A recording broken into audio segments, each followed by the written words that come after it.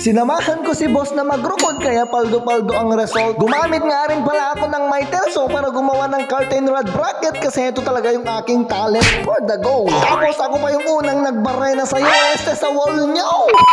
Bagong araw malum na nga pala at Manong Music yung nagbabalik. Pumunta nga pala ako sa shop ng aking boss manager amo kasi nga yung rinukod namin ay ipapagawa na daw nila. Heto nga pala yung actual na pagrukod namin at syempre mga Besyo Waknes ko, kasama ko yan ang boss ko. Pagkarukod nga namin mga Besyo Waknes ko ay sabi ng boss ko medyo challenging ito. Tignan nyo naman ang adayo tapos pag agtodo medyo nalubong. Pero okay lang yan mga Besyo Waknes ko basta ang importante yung mahalaga. Binigay na nga rin pala namin sa may-ari yung computation namin at sabi nila kokontakin lang daw nila kami pag ipapagaw na nila. Bale 17,750 nga pala yung computation namin sa 5 sliding window na walang rehas. Makalipas nga ng ilang araw ay nagchat na nga sila at humihingi sila ng discount. Bale 17,000 lang daw yung budget nila at sinabi ko naman ito kay boss ko at nag-approve naman siya. Syempre da kami tikalakan takablubong ko naman. Nagkagustuhan nga kami sa presyo at eto on the way na nga kami para kunin yung down payment nila. At tignan nyo naman mga Besyo Waknes ko ang laki ng smile ng Manong Music.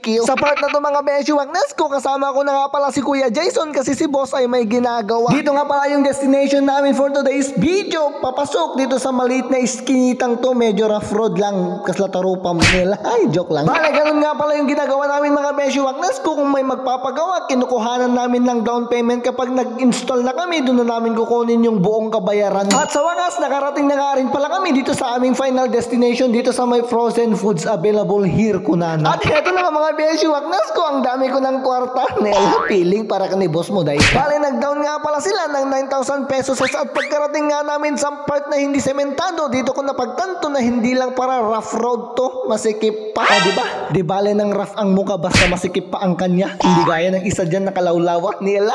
Char lang. Pagkabalik nga namin sa shop ay agad-agad ko nang binigay kay boss ang aming collection. Mahirap na, baka magkaroon pa ng deduction. Ako pa yung mag-addition. Nela, naglaing ka nga talaga si ka. Namiss ko nga rin palang mag-fabricate mga Besyo Waknes ko kaya sa part na to pinakialaman ko na yung Miterso. Dahan-dahan lang ako dito baka matanggal yung dalere ko. Bale, gagawa nga lang pala ako ng curtain rod bracket kasi dito talaga ako expert. Ginamitan ko nga rin pala ng plies ako binarenaan yung sayo. Nila, hindi pala yung ginawa ko. Nung araw nga mga Besyo Waknes ko, hindi naman sa ipinagmamalaki, marami talaga akong binarenahan na aluminum at dingding na first blood nakpay idi na barena ak di imak nagsakit salbag.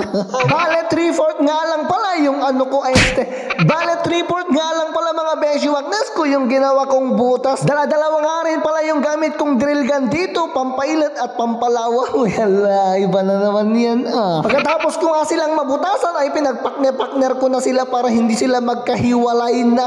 Kasta ko kasla katamay sadta, hindi na butasan na jamaysa, insina na mutlatan bigla. Nila, tapos kinartiban ko na at dito natin ipapasok yung ating isushoot nila.